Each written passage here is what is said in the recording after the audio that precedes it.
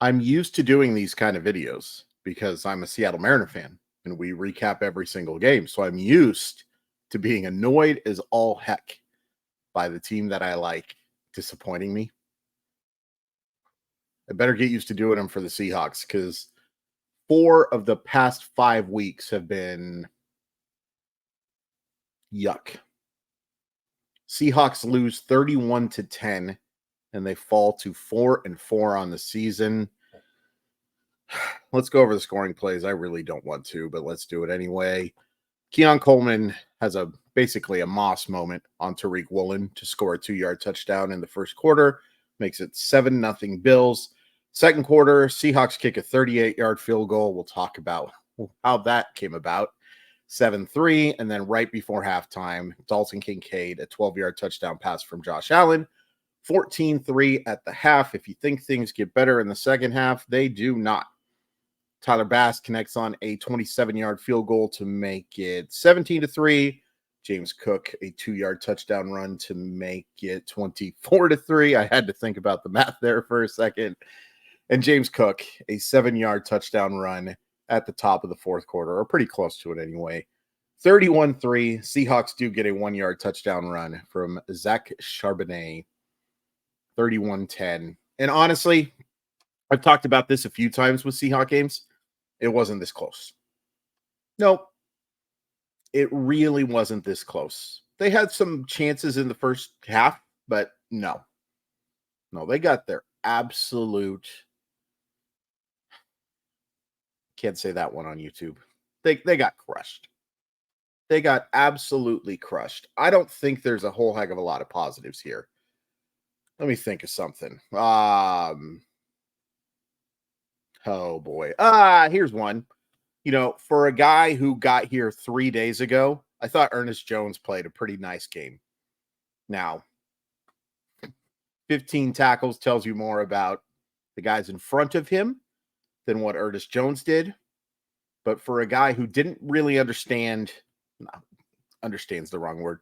For a guy who didn't have a full grasp, there you go, Chris Crawford, a full grasp of how this defense works, he played pretty darn well. I thought Josh Jobe had a nice day for the most part. There are a couple plays that Josh Jobe, look, I know it's Joby, but if your name is Jobe,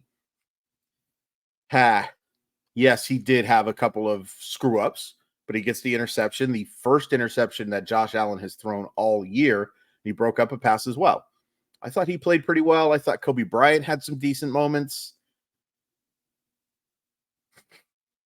No, I can't do any more positive stuff. Can do one more positive thing. Simply Seattle, the very best in Seattle sports gear. Great stuff for the Seahawks, of course, but the Mariners, the Supersonics, the Kraken, the Storm, the Sounders, Huskies, anything you're thinking about Seattle sports teams, you can pick up at simplyseattle.com. Not only can you go get good stuff, you can get stuff that's already pretty darn reasonable, beyond reasonable. One of the cheapest places that you can get great stuff like this. But you can get even more off if you enter code MOLLYWOP15. It takes 15% off your order. MOLLYWHOP15. 15% off your order. Doesn't matter if you're getting Seahawks stuff, Mariner stuff, whatever. It automatically takes it off. It's a great deal from awesome people. Boy, they could not have liked this game very much. But simplyseattle.com deserves your business. MOLLYWHOP15. Link in the description to make it nice and easy for you. I mean, I couldn't even, I didn't even give it that a breath. This was absolute terrible football for the Seattle Seahawks. And the Buffalo Bills are a really good football team. I think the Buffalo Bills are probably the best team in the AFC. I know that the Chiefs haven't lost a game. I think, and it's weird to say about a team that's won 16 Super Bowls in the last 5 years, give or take. Sure seems like it anyway. But I think the Bills are better, just of the old eye test. But if they're not the best, they're the second best. Ravens, I thought maybe were in that conversation, but after the game they played, it's just one game. But long story short, there's no excuses for this. You got absolutely pummeled at home. And again, I talked about this a couple of videos ago. Seahawks don't have a home field advantage anymore. That's gone. And it's disappointing, but it's gone. And I got some serious Toronto Blue Jay feelings from that game, where I heard the Buffalo Bills an awful lot louder than the Seahawks. Now, Seahawks didn't give their fans anything to cheer about, but there was an awful, awful, awful lot of Buffalo vibes in that crowd. And sure, it's a popular franchise, not as popular as some others, but come on. There's that home field advantage is gone, and it's not a good thing. And I'm not blaming anyone or yelling at people who sell their tickets to Buffalo fans, because you bought the tickets, you can do what you want with them. But there's no doubt that it hurts the Seahawks. And I don't want people to conflate this with me saying that, oh, the 12s are fair weather fans. Oh, this is a market that only supports winners and blah, blah, blah. The Seahawk fan base has been a pretty darn loyal one and a pretty darn loud one for a long time, going back to when they were wearing stuff like this. But boy, to say they didn't get any help from the home crowd. It wouldn't have mattered today, though, if the Seahawks were at a 125 decibel throughout the whole game. The Seahawk fans, that is, because they were just outclassed in every aspect of the game. Every aspect of the game. Let's start at quarterback and just get it out of the way. Geno Smith played a bad football game. Bad football game. Was he running for his life? Sure, and we'll talk about that. Was he missing one of the best weapons in football? Yep. And I hope people watched the Seahawks without DK Metcalf today. Now, maybe he's not worth 3 touchdowns. In fact, I know he isn't. They sure weren't better without him. They sure weren't better without him. You know, there were some decent throws, but he could have been picked a couple of times. He does throw the one interception.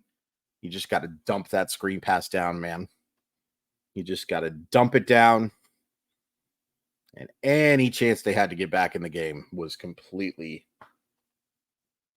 destroyed by that play. I'm not saying Geno's the main reason they lost. I'm saying Geno certainly didn't help them win today, because number one, they didn't win. Number two, he didn't play well enough, and he didn't make enough plays. Just didn't make enough plays. The receiving core without DK Metcalf didn't look great. Jackson Smith and Jigba had a decent day. Tyler Lockett, 1 catch. Chenault and Bobo as their replacements for DK. Combined for 2 catches for 25 yards. Noah Fant, basically a non-factor. AJ Barner had a couple of decent plays, but mostly is him as a blocker and then as a release guy. Receiving core wasn't great. Of course it wasn't. Quarterback didn't do a good enough job to make the receiving core great, and the receiving core didn't do a good enough job to make Geno great. Those go hand in hand. And it's tough without seeing the all 22 to know who gets all of the blame for everything. But I can tell you, Geno Smith missed on throws. And Geno Smith had some moments where he held on to the ball too long as well. It wasn't a good game. The passing attack wasn't good. The passing attack was the Denver Broncos before Super Bowl 48 compared to this rush game. Holy crap. And I know a lot of people are going to say, hopefully I did that with the right finger there where I itched. Don't want to think anyone's being flipped off here. I know some people are going to say, you gave up on it. No. Well, yeah, you did, but you should have, because you had no shot. And the disappointing thing here is it's not like they were facing one of the stout defensive rush games here. I believe I read that the Bills are averaging 159 yards on the ground on giving up on defense. the Bills are allowing 159 yards on the ground, said much more eloquently or just competently. No, this was a bad rush defense, and you did bubkiss. The offensive line is just garbage. And yes, sure, they're down to their 14th straight, right? 14th streak. Right tackle is an issue right now. Can't talk. You guys are used to this by now, I'm sure. Sure. There are personnel issues with the Seattle Seahawks offensive line. Scott Huff's got to coach these guys up, man. I'm a big Scott Huff fan as a Husky fan. Like, I was so thrilled when DeBoer kept Huff on the staff, and I was thrilled when Ryan Grubb and decided to bring Huff with him technically from Alabama, but UW, I guess. Either way, hasn't been terribly impressive. Now, it's so hard again to say. It's similar to how you don't see the All-22. I don't know what Scott Huff is telling these guys. Has he made them better? Because if he is, this is the worst offensive line in NFL history. That's slightly hyperbolic, but outside of Charles Cross, who gets, again, great PFF grades, the actual my eye test suggests decent. But outside of him, this offensive line stinks. Connor Williams is unfathomably bad, and it's deep enough now that we can't just say, well, it was an injury. And yeah, it was an injury. So either he's not healthy or he is just really, really, really, really bad at football, because he's been atrocious. That snap, the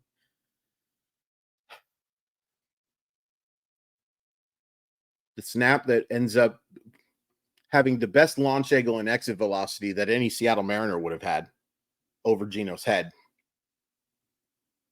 it's unexcusable. And then stepping on Geno's foot, which causes the sack on 4th down at the 1-yard line. 2 trips to the 1-yard line. And if it wasn't the one on the snap over his head, it was close enough. 2 trips certainly inside the 5-yard line. You get a total of 3 points. 2 trips, and you get a total of 3 points. I didn't have a huge issue with the play calling. The execution just stunk. I guess the only thing I would say is maybe you got to find more ways to get Kenneth Walker the football. He's got to have more than 13 touches. It's tough, though, because they couldn't run the football whatsoever. But, and you know what? The offense wasn't my biggest issue today. Oh, the defense was just pathetic. The tackling today was high school adjacent. And some credit to the Bills. There's some guys who can make you miss. James Cook is a good football player. Ray Davis is one of my favorite young, unheralded running backs, although he's not being unheralded anymore. Khalil Shakir and Keon Coleman and Dalton Kincaid and Amari Cooper, who was, completely held in check. Just 1 catch for 3 yards, and the interception was on a target from Cooper. But there's some good players there. It doesn't excuse tackling like River Ridge High School. Shout out River Ridge High School. It was pathetic. The run defense is so bad. And yeah, they got Byron Murphy back. It hasn't made much of a difference so far. The pressures have been nice, but you got to go make the play too. They had Josh Allen scrambling.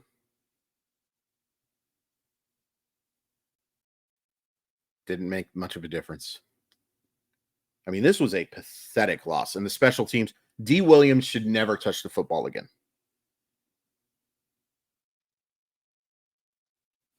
Especially when you have a competent punt returner in Laviska Shenault. There's no reason for him to touch the football. There's just nothing. There's no reason.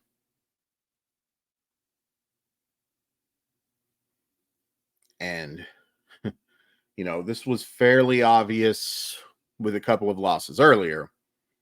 But today was a great example that, oh boy, if anyone thought that the Seattle Seahawks were actual Super Bowl contenders, conference title game contenders, anything more than maybe winning this pathetic division, snap back to reality. 1-5, or 1-4, excuse me, over the last 5.